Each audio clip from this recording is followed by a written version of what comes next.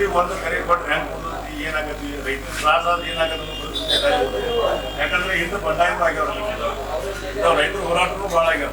ಈ ಸಂಘಟನೆ ಕರೆ ಕೊಡೋದು ದೊಡ್ಡ ಮಾತೇನಲ್ಲ, ಇದು ದೊಡ್ಡ ಇದನ್ನ ಮುಂದೆ ಅನುಭವಿಸಲು ಕಠಿಣ ಐತೆ. ಅದಕ್ಕೆ ನಾವು ಸರ್ಕಾರಕ್ಕೆ ಇದು ಒಂದ ಮಾತು ಹೇಳೋದು, ನಾವು ಏನೈತಿ ನಮ್ಗೆ ಏನೈತೆ, ನಮ್ಮ ಹಕ್ಕು ಐತಿ, ನಮ್ಮ ನೀರು ಏನೈತೆ ಅದ್ರ ಕೆಲಸ ಲೋರ ಮಾಡ್ಕೊಳ್ಬೋದು. ಯಾಕಂದ್ರೆ ಈಗ 4 ವರ್ಷ ಆಯ್ತು, 4 ವರ್ಷದಿಂದ ನಾವು ಅದನ್ನ ಕವಲಿ ರಿಪೇರಿ ಮಾಡೋಕ್ಕಾಗಿಲ್ಲ ಅಂತಂದ್ರೆ ಬರೀ ಒಂದು ಏನದು ಒಂದು ಸೈಬನ್ ಕೆಲಸ, ಒಂದು 300 ಮೀಟರ್ ಪೈಪ್ ಹಾಕೊಂಡು ಕೆಲಸ ಬಿಡುವಂತ ಕೆಲಸ ಅದು ಮಾಡೋಕ್ಕಾಗ್ತಾ ಇಲ್ಲ. ಅದ ಹೊರಗೆ ಇವ್ರು ಕಮರ್ಷಿಯಲ್ ಮಾಡ್ಕೊಂತಾನಂತಂದ್ರ ಕಮರ್ಷಿಯಲ್ ಪೈಪ್ ಜಾಕೋಲ್ಗಳು ಮಾಡ್ತಾರೆ. ಈ ಕಮರ್ಷಿಯಲ್ ಅಂದ್ರೆ ನಾವು ರೈತರಿದ್ರೆ ಇವ್ರು ಕಮರ್ಷಿಯಲ್ ಆಗ್ತಾರೆ. ಅವ್ರು ನಾವು ಬೆಳೆದ ಮೇಲೆ ಲೈಫ್ ಎಲ್ಲ ಮುಂದೆ ಆಗೋದ, ರೈತರಿದ್ರೆ ಅಲ್ಲೆಲ್ಲ ಉಸಿರ.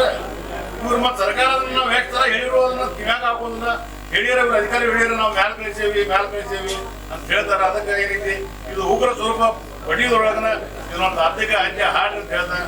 ಮತ್ತೆ ರೈತರು ಏನೈತಿ ಎಲ್ಲರೂ ಕಾವಾಗೇ ಕುಂತಾರ, ಅಷ್ಟರು ಬರ್ತಾರ.